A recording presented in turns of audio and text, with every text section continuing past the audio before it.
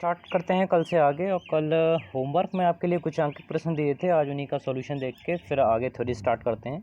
तो प्रश्न था, एक स्थान पर वैद्युत विभव -10 वोल्ट है और तथा किसी दूसरे स्थान पर वैद्युत विभव 4 वोल्ट V वोल्ट है। यदि 4 कूलम आवेश को पहले स्थान से दूसरे स्थान तक ले जाने में 100 जूल यानी 100 जूल कार्य करना पड़े तो V का मान यानी पोटेंशियल कितना होगा। तो उस पॉइंट पर पोटेंशियल कितना होगा, तो इसका हल हम लोग देखने जा रहे हैं।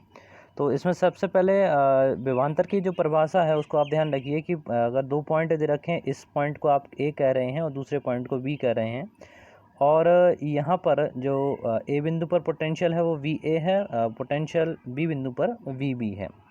तो अगर किसी आवेश को एक पॉइंट से दूसरे पहले स्थान से दूसरे स्थान तक ले जा रहे हैं, ठीक है, तो यहाँ से पहले स्थान का मतलब ए माना हमने, और यहाँ ए का मतलब इस क्यू आवेश को हमको लेके जाना है बी तक। इस तरह से डायग्राम अगर आप बना देंगे तो बहुत अच्छा रहता है।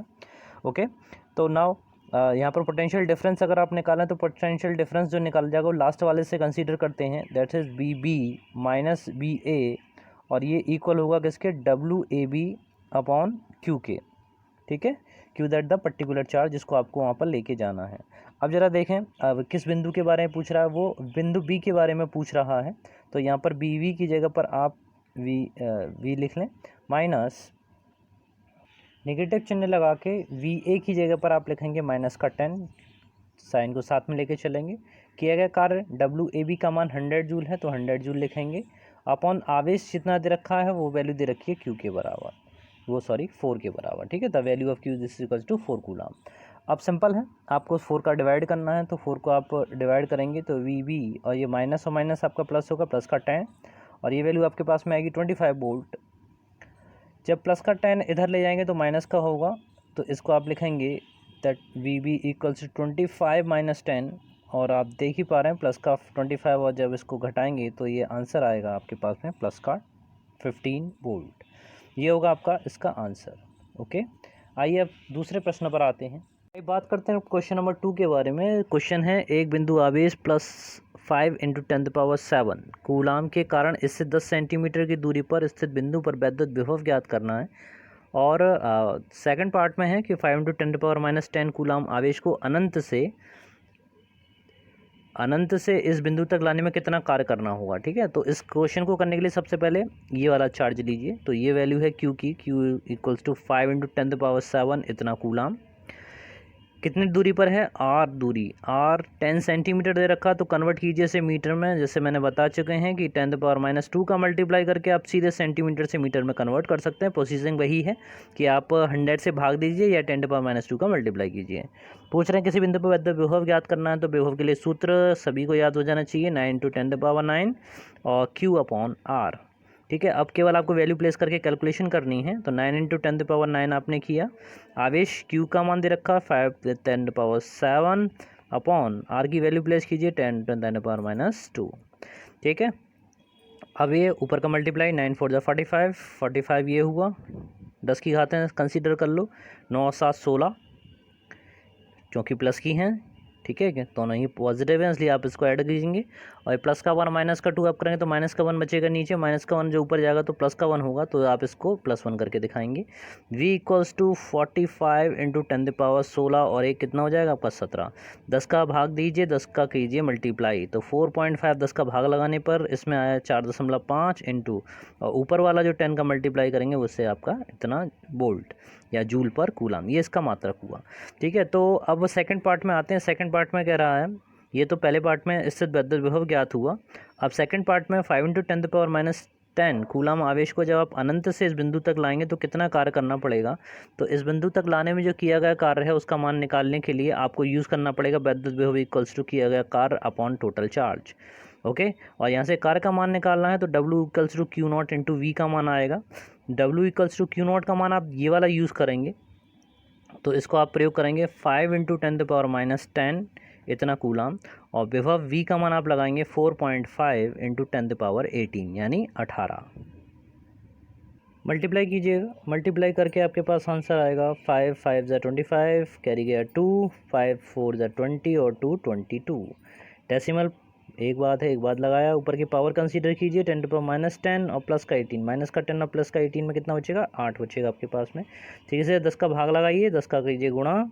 ठीक है, तो 10 का जो मल्टीप्लाई करेंगे उसमें एक कैरी कर देगा और ये हो जाएगा 2.25 10⁻9 इतना जूल। ठीक है जी, ये हुआ आपका आंसर क्वेश्चन नंबर 2 का। जूल मात्रक है कार्य का, तो W बराबर 2.25 10⁻9 जूल, ये उसका किया गया कार्य। आइए आते हैं नेक्स्ट पॉइंट पर।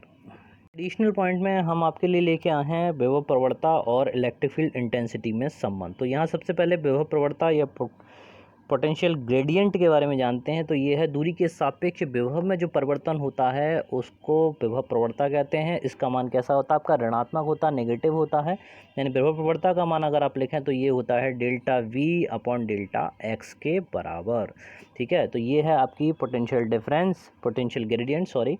और ये पोटेंशियल ग्रेडियंट की जो वैल्यू है ये सीधे सीधे बराबर होती है किसके, इलेक्ट्रिक फील्ड इंटेंसिटी के, यानी विद्युत क्षेत्र की तीव्रता के।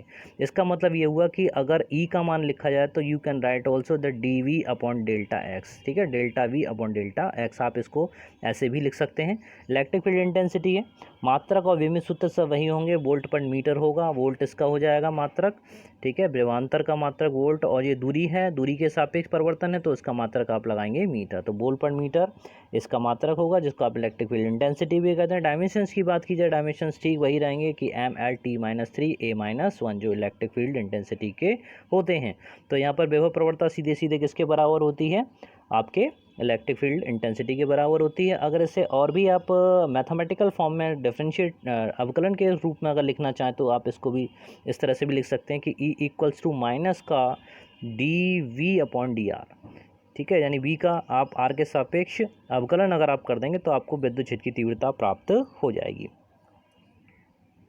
इसको और व्यापक रूप में अगर आप देखना चाहें तो इस तरह से भी लिख सकते हैं कि अगर जो V है, ठीक है, it is the function of x, y and z। अगर तीनों ही टर्म्स में ले लिया जाए, x, y एंड z में ले लिया जाए, तो V जो है वो फलन है x, y और z का। और यहाँ पर जो R दे रखा हो वो आपका स्थिति सदिश है, पोजीशन वेक्टर हो, और पोजीशन वेक्टर आप सभी जानते हो किससे दिखाते हैं, एक्स आई कैप प्लस वाई जे कैप प्लस जेड के कैप के साथ में।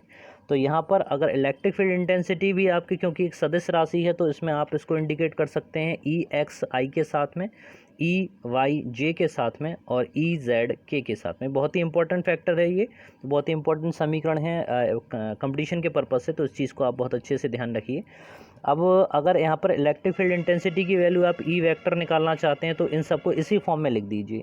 ठीक है, क्या मतलब हुआ, यह मतलब है कि अगर आपको इसका मान लिखना है तो आप इसको ईजिली लिख सकते हैं कि माइनस का D V upon D x.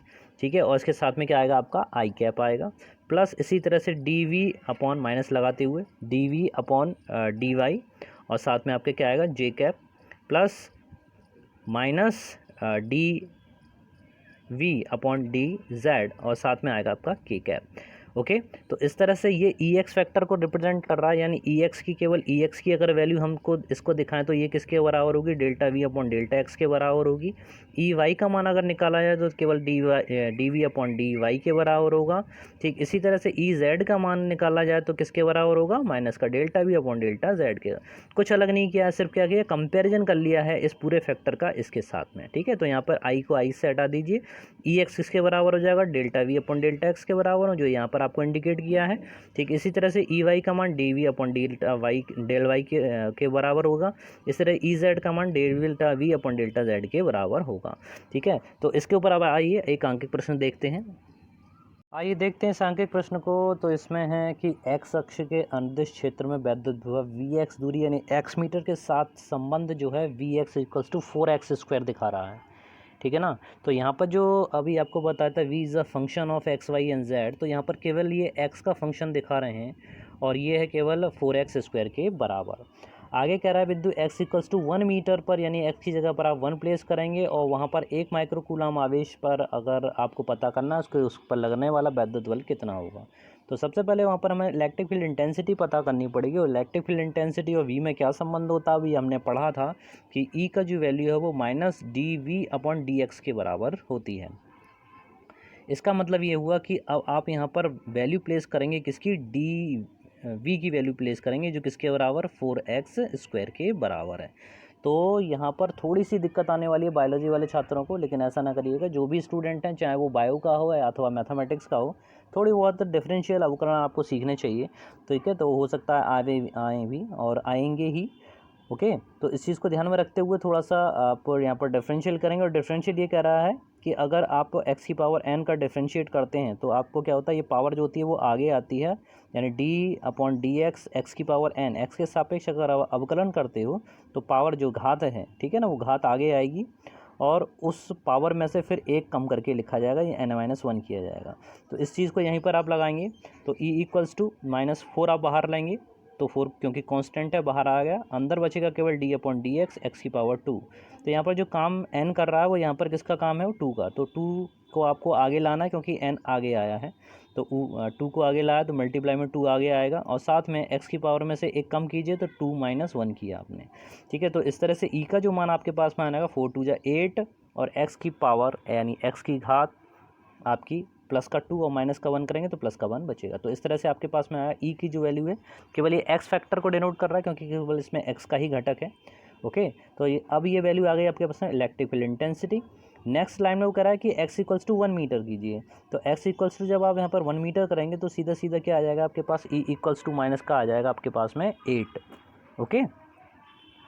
8 value आपके पास में मिल जाएगी क्योंकि x का मान आपने यहाँ पर लगा दिया 8 न्यूटन पर कूलम। अब आगे केवल यहाँ पर जो ऋणात्मक चिन्ह है यानी जो नेगेटिव साइन है वो डिपेंड कर रहा है कि x की दिशा x अक्ष, जो इलेक्ट्रिक फील्ड इंटेंसिटी यानी ई वेक्टर की जो डायरेक्शन है वो x अक्ष की ऋणात्मक दिशा में होगी, ओके। ये पूछ रहा है वैद्युत बल कितना होगा 1 माइक्रो कूलम आवेश पर। तो आवेश को जब आप लिखेंगे 1 माइक्रो कूलम को चेंज कीजिए, माइक्रो का मतलब 10⁻⁻6 कूलम के बराबर, ठीक है ना। आप इस जब वैल्यू को चेंज कर लिया आपने, माइक्रो से चेंज कर लिए सीधे कूलम में 10⁻⁻6 से, फिर से सुन लीजिए, ठीक है ना। तो अब वैद्युत बल का फॉर्मूला आप पता करेंगे E = F/Q होता है। तो यहाँ से F का जो मान निकालेंगे वो F बराबर है Q × E। अब केवल आपको परमाणु लगाना है, Q का मान आपने लगाया 1 × 10⁻⁻6 इंटू E का मान आप 8 लगाएं। जैसे मैंने बताया ऋणात्मक चिन्ह को छोड़ दीजिए, ये वो केवल दिशा के दिखाने के लिए प्रदर्शित है, नहीं F की दिशा जो होगी इलेक्ट्रिक फील्ड इंटेंसिटी की ऋणात्मक दिशा में होगी, यानी x अक्ष की ऋणात्मक दिशा में होगी, ठीक है। केवल उसको रिप्रेजेंट कर रहा है। अभी यहाँ पर केवल मल्टीप्लाई 8 × 1 का करेंगे तो 80 आएगा और 10⁻⁻6 और बल है तो बल का मात्रक आपका क्या होता है, न्यूटन, ओके। तो इस तरह से उस 1 माइक्रो कूलम आवेश पर लगने वाले वैद्युत बल का मान इतना होगा, यही आपका आंसर है। तो बने रहिए इसी तरह से मेरे अच्छे अच्छे क्वेश्चनों के साथ में, और मिलते हैं अगले वाले वीडियो में नेक्स्ट पॉइंट के साथ में नेक्स्ट वीडियो में। तब तक के लिए जय हिंद, जय भारत, धन्यवाद।